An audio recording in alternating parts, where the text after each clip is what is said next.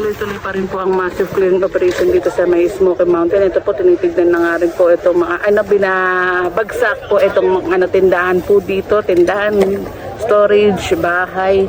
Dito po sa may Smoky Mountain kasi ayan po, baka na-decide na rin ba, meron pong baka bagsakan nga rin po yung mga nagtitinda din po dito. Kaya safety na nga rin po ng marami nga rin po at nakausap na rin sila.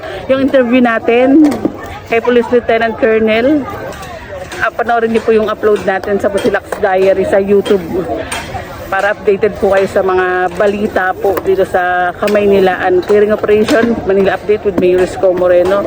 Importante sa YouTube kayo manood din. Salamat po. Grabe katakot to pag bumagsak to. Nakakita tayo dati dito, sinama tayo ni Ma'am Shi.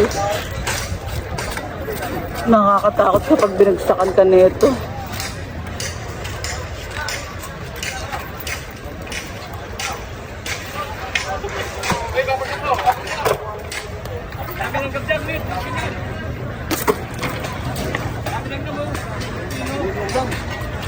Ay, may assist naman po tayo mga kapulisan.